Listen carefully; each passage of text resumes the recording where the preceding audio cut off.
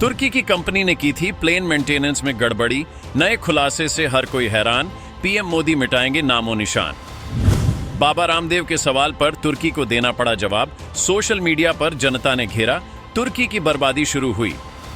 तुर्की का सबसे बड़ा दुश्मन बना हिंदुस्तान का फैन, भारत ने शुरू कर दी नई जंग, तुर्की की उलटी गिनती शुरू हो गई। 12 जून का दिन भारत कभी नहीं भूल पाएगा। ऐसा हादसा जिसने पूरे भारत का रुलाया, ऐसा हादसा जिसकी चर्चा पूरी दुनिया कर रही है। गुजरात के अहमदाबाद में हुए एयर इंडिया का विमान हादसे ने पूरे देश झकझोर दिया है। कोई इसे हादसा मान रहा है तो कोई इसके पीछे बड़ी साजिश मान रहा है।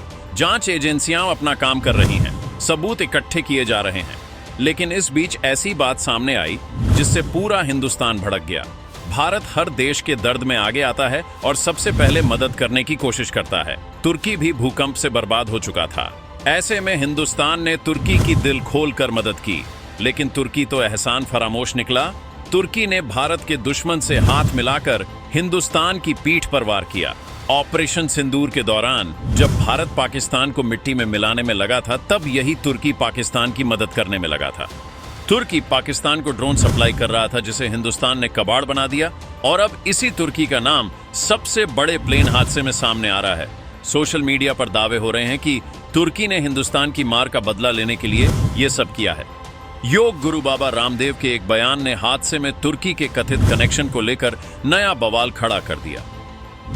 बाबा रामदेव ने 14 जून को दिल्ली में एक कार्यक्रम के दौरान दावा किया कि अहमदाबाद विमान हादसे के पीछे तुर्की की एक एजेंसी की साजिश हो सकती है। उन्होंने कहा, मुझे पता चला है कि विमान के रखरखाव और सेवा का काम तुर्की की एक एजेंसी करती थी। ऐसे में भारत को एविएशन सेक्टर पर कड़ी नजर रखनी होगी। कहीं तुर्की ने इसके जरिए दुश्मनी तो नहीं निकाली?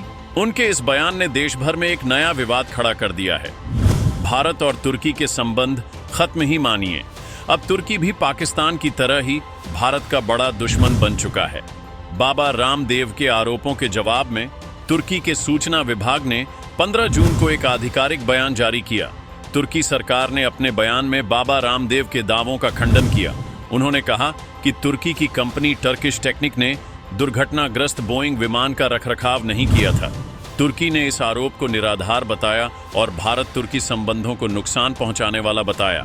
लेकिन संबंध तो तुर्की ने पहले ही पाकिस्तान की मदद करके खराब कर लिए हैं, और इसीलिए अब पीएम मोदी ने तुर्की को मिट्टी में मिलाने के लिए उसके सबसे बड़े दुश्मन से हाथ मिला लिया है। तुर्की का ये दुश्मन अब भारत का सबसे बड़ा फैन बन चुका है।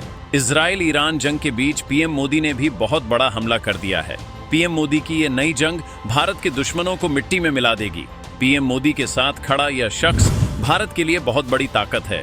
ये साइप्रस देश के राष्ट्रपति निकोस क्रिस्टोडालिडेस हैं। निकोस ने पीएम मोदी को साइप्रस का सर्वोच्च सम्मान पहनाया, मगर पीएम मोदी ने अपने इस दोस्त के साथ मिलकर तुर्की के गले में एक बहुत बड़ा फंदा डाल दिया है। साइप्रस तुर्की का सबसे बड़ा दुश्मन है, और ये बात तो आप भी जानते हैं कि दुश्मन का दुश्मन ही सबसे बड़ा दोस्त होता है। पीएम मोदी और साइप्रस के राष्ट्रपति की इस मुलाकात ने तुर्की में भूचाल ला दिया है।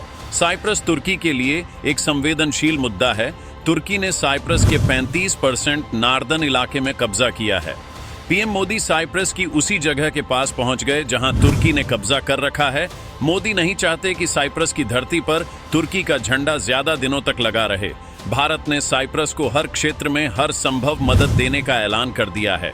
तुर्की को अब 3 जगहों से घेर लिया गया है। एक तरफ साइप्रस, दूसरी तरफ अर्मेनिया और तीसरी तरफ ग्रीस है। भारत ने तुर्की के इन तीनों पड़ोसियों को अपनी तरफ कर लिया है। भारत पहले ही अर्मेनिया को जमकर हथियार दे रहा है। ग्रीस के साथ भी भारत के सैन्य संबंध जबरदस्त तरीके से मजबूत होते जा रहे हैं, और अब भारत के साथ साइप्रस भी आ गया है। ये तीनों ही देश तुर्की जैसे गद्दार से परेशान हैं। भारत ने ऑपरेशन सिंदूर में पाकिस्तान की मदद करने वाले तुर्की पर अब सबसे बड़ा हमला बोल दिया है।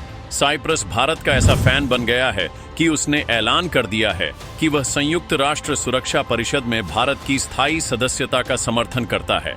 तुर्की को बाएं काट करके पहले ही भारत ने तगड़ा झटका दिया है।